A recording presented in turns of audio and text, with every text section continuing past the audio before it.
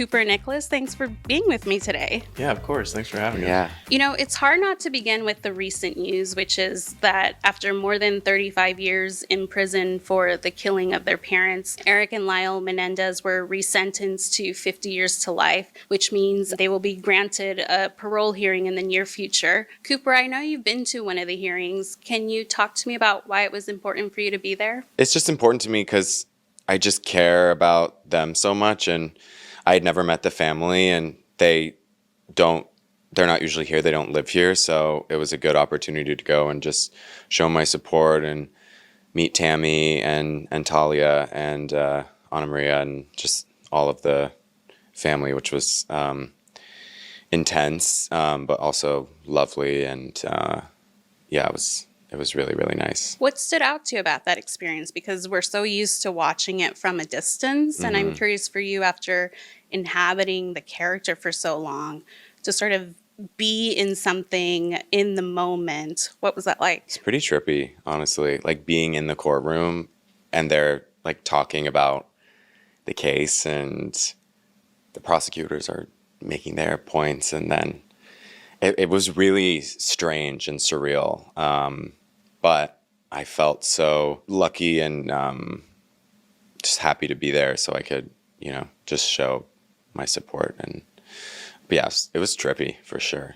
Because do you feel like you're watching it as yourself? Or or I'm like, Eric? I studied this stuff. Like I lived it. I lived this in a fake way, maybe in like a real way, because, you really sort of dive in. So yeah, it was surreal and weird and fascinating also to just listen to what they were saying and just how different it was in the 90s compared to now. Nicholas, did you expect to connect so closely with this case after you wrapped, and how were you sort of taking in the news as it happened? Yeah, I think it's, you get into being an artist, and you hope to be a part of some projects that have significant reach and impact people. And then, retrospectively about your career, like you'd hope to be a part of maybe 2 or 3 small handful of projects that actually have social impact. And so to be a part of this limited series that repositioned a 30-year-old case, you know what I mean, and made people see it in a different light, but just to be a part of something that like repositions it in the minds of everyone and then ultimately results in them getting a resentencing, and now it's up to the parole board. But it's remarkable. It's a remarkable experience as an artist. Yeah. For both of you, this was the first time you were portraying real people. Do I have that right? Yeah. Yeah. How do you wrap your head around something like that, knowing that this is such a well-known case and you're going to be asked to speak so, for lack of a better word, intelligently about it? Like people are going to want your opinions. People are going to want to know your thoughts on what happened. That's a lot to take on, in addition to just understanding the character and how you're going to approach it. How did you navigate that of like, how do I express myself and talk about this in a way that's appropriate and shedding light on this case? I think just from the beginning, I've known about it for such a long time and I've cared about them for such a long time that it wasn't difficult for me to have a very strong point of view and a place that I sat in really confidently in just my beliefs and my empathy and my care. And I think regardless of whether they were real people or not, I always want to do that with the people that I play. I always want to know where they're coming from and understand them and care deeply for them, because it's just like the only way that I think I know how to work. So in terms of talking about it, I'm just like, I'm the crazy like Leslie Abramson defender. Like if anyone comes over to me and they're like, well, but they did this. So I'm like, well, actually they did this because, I get kind of crazy. But I like that. I'm passionate about it. And so in that sense, it's nice to have such a strong point of view, opinion. I had a bit of a different way in and a different way of handling it. Lyle and Eric went through similar challenges, but they're ultimately very, very different people, and they're presented very differently within the series. I had to kind of create a separation in terms of the way that I handled it artistically and then the way that I talked about it. For me, it was about creating a high level of empathy with the character and understanding what his perspective would have been, what motivated him to do what he did, the kind of trauma that he experienced, what it might be like to be someone who's mentally and emotionally stunted at 8, 9, 10 years old and then still feels the responsibility of behaving like his dad, right? Like that's almost in one box. And then they have this other box, which is the way that we talk about it, right? In all the press and in all the interviews and things like that we've done, it's been really important to me to sort of remain neutral, because so much of what our show talks about is the way that media has an impact on our justice system. I mean, that's what like the back 3 or 4 episodes are really a big part of what it's about. And we talk a lot about, not wanting to tip the scales. I mean, it's something that I felt personally that I didn't want to tip the scales in any of the interviews that I gave.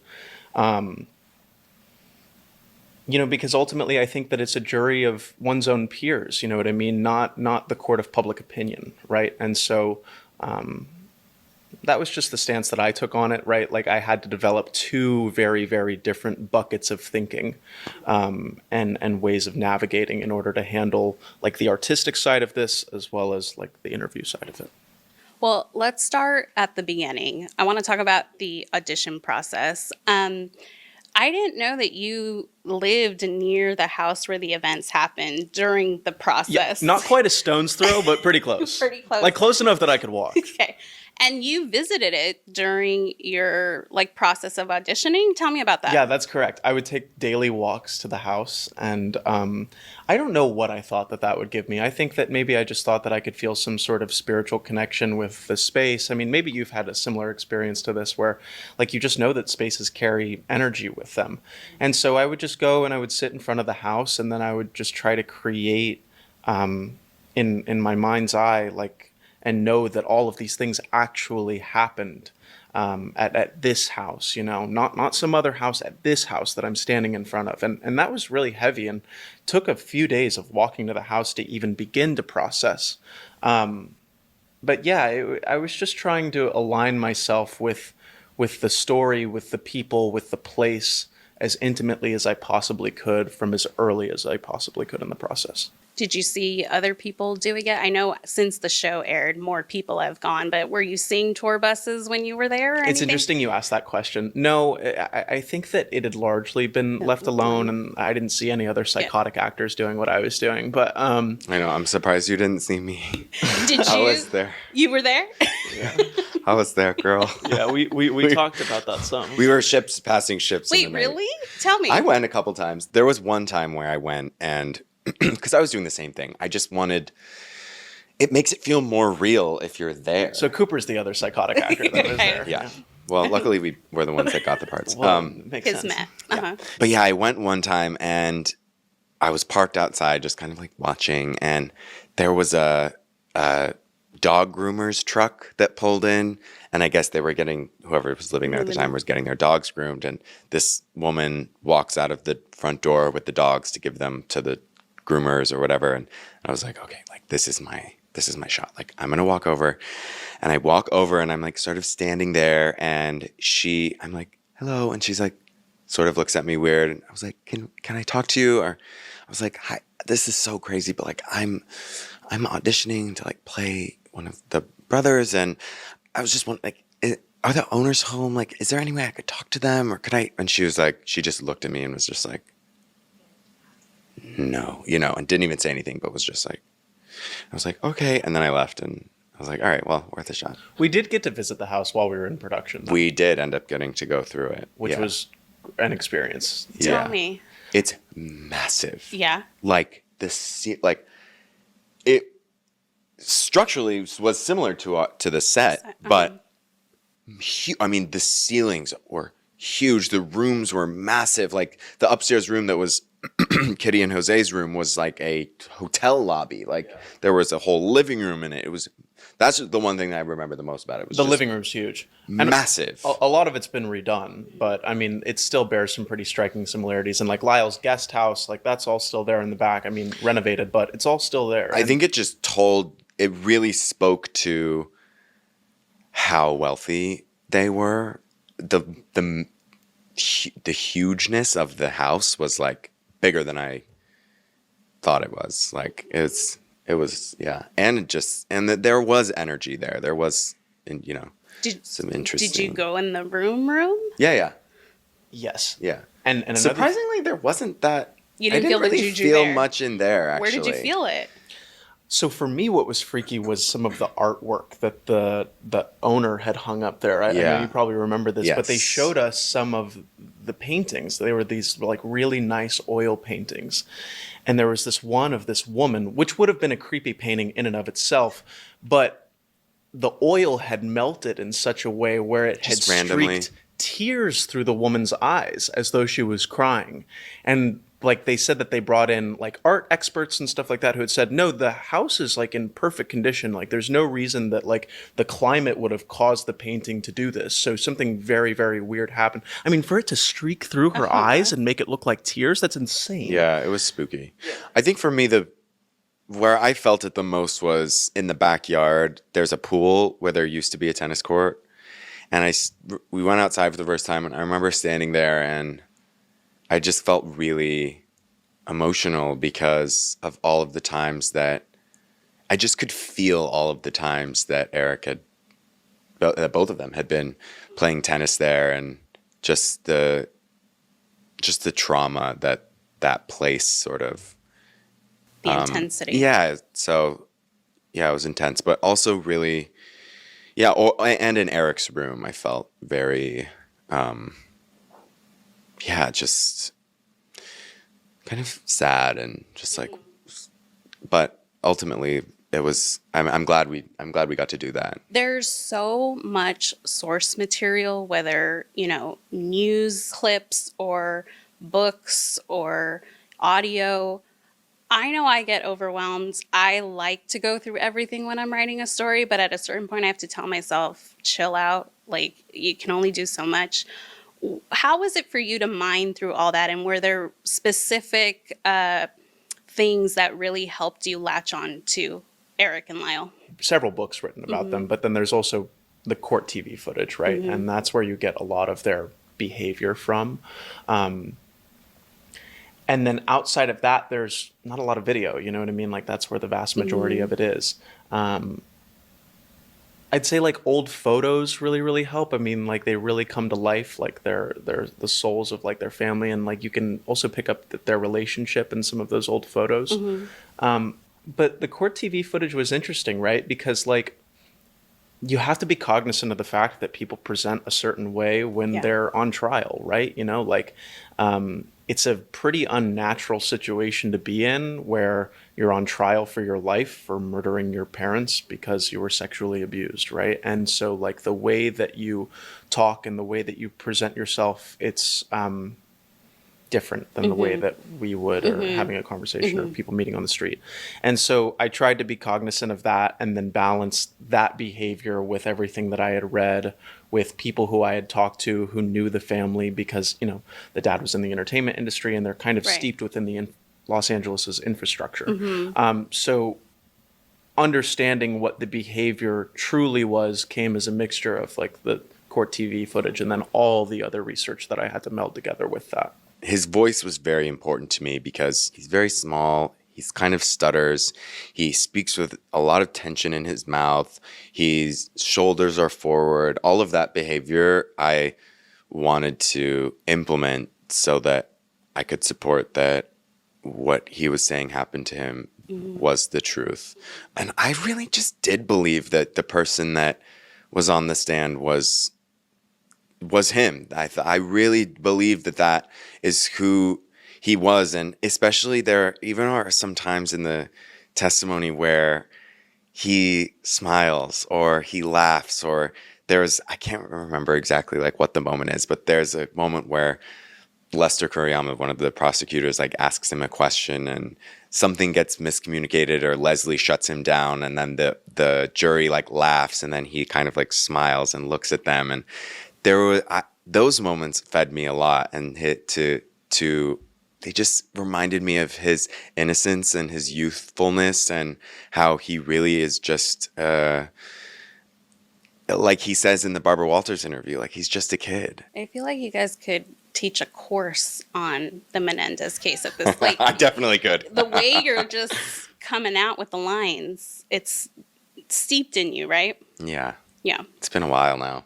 Yeah, and it's not always that you get as much prep time as Yeah. we did. You know We what had I mean? we had the strike. Yeah, Yeah. so we had the benefit of some time before we had to go shoot. How much of that time were you trying to build the brotherly dynamic? Like, how did you sort of come together and figure out how do we play them separately, but also how do we play them together? We didn't really. We waited until we started, and then it was really in our rehearsals and in the shooting of it that we found it. I think we really took the time to prepare individually and to get our own sort of sense of our characters that we were going to play, and then I think that benefited us because then we came together really, really prepared and ready to play, and so we didn't really create it together. It just sort of became an organic process that was really natural, and yeah, I think the sort of reality of how it was happening also was what brought us together. We both had never experienced doing a giant, TV show like this, especially like what you said with the pressures of having them be real people, and with, it's Netflix, there's a lot of eyes. And so I think, Having someone go through that. Yeah, we were both experiencing the same thing at the same time, which I think allowed us to bond and be have that sort of close relationship. How does Ryan Murphy talk to you about? How does Ryan Murphy talk to you? End of question. He doesn't like when people imitate him, so I'm not going to do that. That's true. He's great. He came to our initial callback, which we didn't know that he was going to be at, and he came about, I'd say, like 20 minutes early just to like field any questions that we had and make sure that we felt comfortable. So like that's how he started, and then throughout the process, I mean, he was just making sure that we felt well supported, like would take us out to like the occasional dinner, that sort of thing. And then he gave us IV drips if we were feeling ill. Like there was one time my boss never does that. Yeah, maybe you just need a new boss. Ryan Murphy. Like, excuse me, so I need the Ryan Murphy treatment.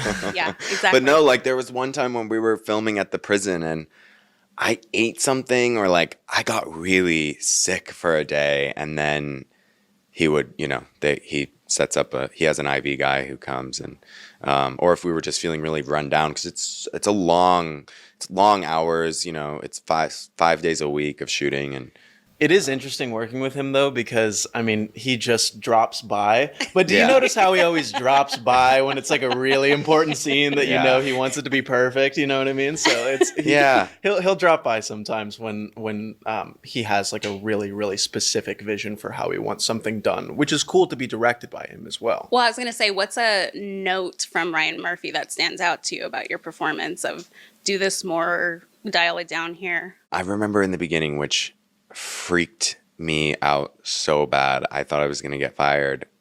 I kept hearing from like people on set, and then finally like I had a call with him that I was crying too much. And I was like, but that's in the script. Like that's what is happening. Like it's not my fault. Like I'm just doing what they're saying in the script. And they're like, well, we're changing the script. We're rewriting it. And I'm like, but actually like that's literally the character. Like they say on the stand, like, why were you always crying? Like, why were you crying so much? Why were you always so emotional? And so I was like, that's what I'm doing. But I remember feeling like, oh God, like, oh no. No. But then it ended up. You wanted to cry. It was actually one of our first conversations that we ever had. I was like, there's a lot of crying in the script. Like, I'm going to have to find a lot of different ways to be crying, like hysterical, silent, shameful crying, or scared crying, or like all different kinds of emotions. But yeah, I remember being like, oh God, like, oh no, like I'm emoting too much. Like, Right. Did he or anyone else advise you against reaching out to the brothers in the process leading up to the show? And when did you decide, I think it's time? It was more so just a collective conversation that we all had. Yeah. I mean, because honestly, I think Cooper and I both just wanted to come from as informed as a perspective as we possibly could, you know. But it was a conversation that we had with the whole team, and yeah, ultimately, we decided that it would best to wait until after we had wrapped principal photography. Because there was the moment where Eric criticized the show Yeah. on Facebook and said it was sort of inaccurate, the details to their lives.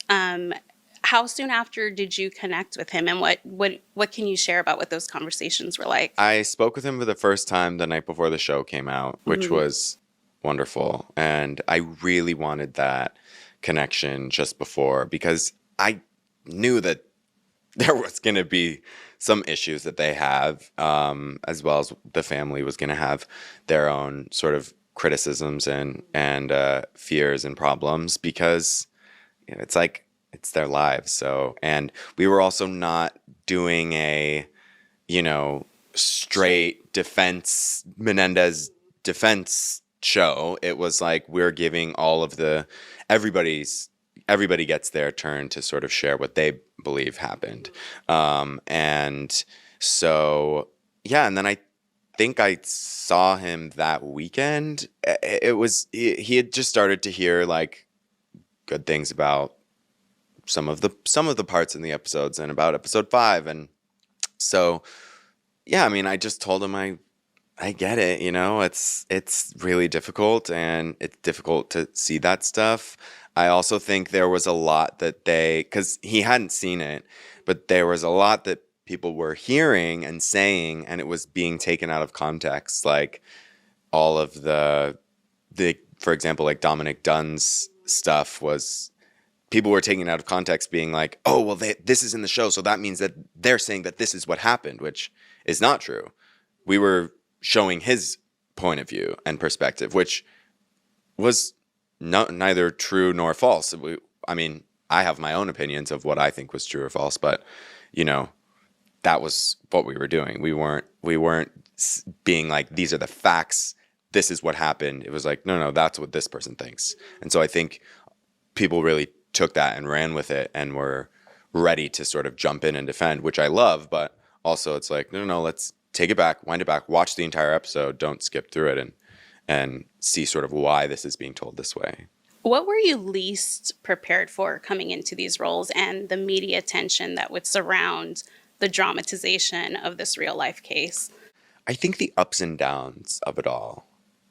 Like, I'll get real with you for a sec. Like, there's this show coming out, it comes out, there's all this attention, there's all these things that we're now going to and having these interviews and going here and going there and all this attention and people starting to recognize you and like all of this stuff. And then there is this sort of like postpartum feeling of like, okay, like now what? Like I've felt a roller coaster of feeling really proud of the work and really happy and so grateful, and then periods of like, oh, this feels weird. Like why do I feel anxious or sad or confused or scared, or, you know, and then the next week then I'm like, oh, like I'm okay. And then things feel normal. And it's such a roller coaster of emotions and just newness, like it's just such a new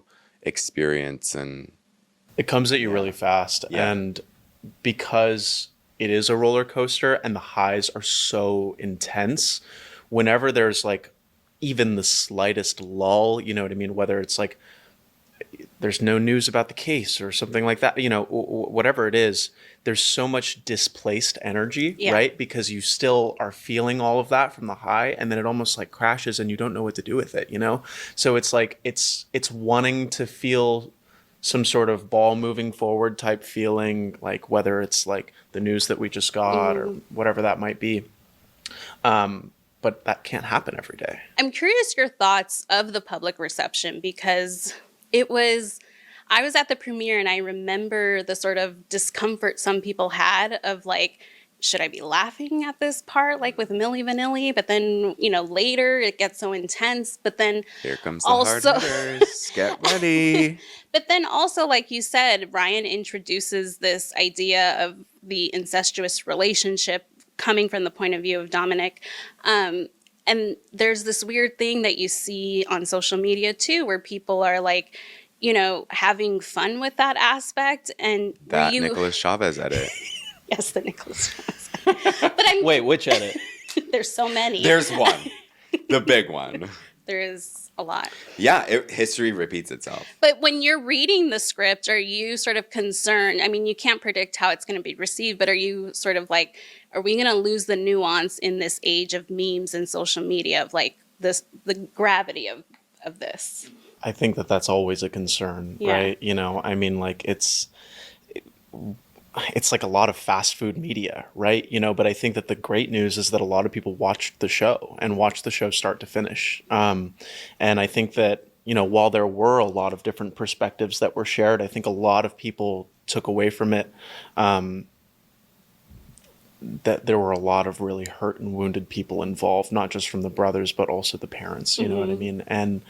And that's a really important takeaway. I want to talk about one of the standout episodes, which was The Hurt Man. And I want to connect it to what you were talking about earlier about Lyle in the courtroom. But first, let's start with that episode it seemed incredibly challenging. It's like basically a one shot. I know you did several takes and I think they used the last one. But talk to me about preparing for something like that. What does the night before that look like? How do you pregame doing something so intense? I had so much time. I had 8 months with those words, and I read it every day. I wrote it out a lot. I guess I remember like the day of, I went to Ari's house before, because we kind of had a late call, and we just like did a read of it really flat, like no acting. Like we kind of just like said the words once to just like get them out. I was so nervous to do it because there's so much pressure, but I was so prepared, and I was really excited to do it as well because it was his whole, I feel like my prep for the entire show was working on that episode. And so to finally get to do it was so rewarding and thrilling. And it was just me and Ari, and we had built such a strong friendship at that point that it was just so exciting. And I also knew that we had a second day planned to do it again if we needed to. And so I was like, okay, well, if I suck the first day and I don't get it, then at least I have another day to get it. And so that gave me comfort. But, it's like, I mean, there's no one else. It's just you guys. The camera doesn't move. It's for 33 minutes. So the pressure of that and just wanting to get it right and one, to get it right for the show, but also just do good by Eric was like sitting with me. And I remember I called my therapist in the trailer before, and I just started crying and was just like, I'm doing it. Like, I'm doing it today. And, he was so proud and was like, gave me really nice words. And it was a super special day and time. And So you were able to sleep the night before. You weren't hurling the day of. I don't remember the night before, really. I just remember the day of, and then I don't remember. I might probably slept. I was probably tired from the day before, from when we were shooting whatever we were shooting that day. I don't remember. That's the thing that's so funny is like I get asked this question sometimes, like how do you decompress in between days? I'm You're like like- sometimes You you black out. don't. You like black out. yeah, like you It's just kind of just, got to like, roll gone. one into the next. Yeah. There were times too when I would get home and I wouldn't even turn the light on. I would just get in bed Crash. and go to sleep. Yeah. Yep. What's interesting is to juxtapose that, which is, we're seeing Eric at his most vulnerable and we're really getting the backstory of what's happened. And then there's Lyle, who's very much about the performance, whether it's at giving the eulogy at his parents' funeral or in the courtroom, he's aware that how we come across in the courtroom is so important. We have to really think about this. Talk about that and how that sort of informed you giving Lyle's testimony. Well, Lyle's testimony is a very unique thing. You know, we because we talk a lot about Lyle's mask, right? And feeling the need to represent yourself as your father, or feeling the need to represent yourself as someone who's more successful or smarter than you are. And who could blame him? You know what I mean? Like, when you're operating at such a terrible developmental disadvantage because of sexual abuse, I mean, that's nothing short of heartbreaking. But also because of the way that he grew up, he did have to kind of put his best foot forward always. And in episode 4, we get a little bit of that backstory, right? But then in episode 7, the mask drops not just for his attorneys, but for the whole world. And that particular section of the court TV footage, in my opinion, I think you're seeing the real Lyle there. And it's absolutely heartbreaking to watch him actually take that mask off in front of everyone. And so it hit me really, really hard. And it's that spot in episode 7, I think, is very truthful to him and very truthful to his experience. Before I let you both go, What? We have to be done? We're done. What? I'm sorry. Come on. We can make it a therapy that session. wasn't though. long enough. Oh, God. Okay, I'll see myself out.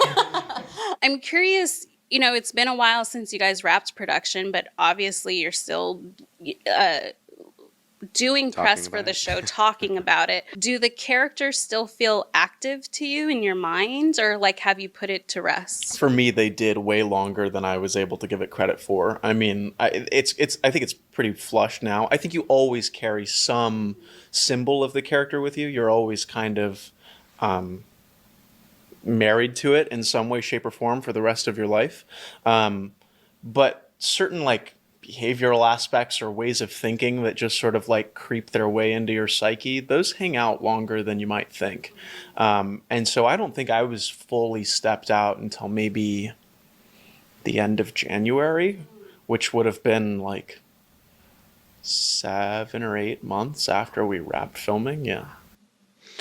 I think I always tried to make it a priority and a practice to really step in and really step out, even while we were shooting. And yeah, I don't think I ever really had any parts of what I had inhabited left with me. I think I left that when I left the sound stages, and that was very painful and sad. And yeah, I don't think anything's been left with me except for just the love and care and support that I feel for both of them. And I talked to Eric yesterday, and he, you know, I just think he'll always be a part of my life. And he's so excited and passionate about this next chapter of his. He was just saying how his whole mission and what he wants to dedicate his life to is doing this prison reform and making huge change for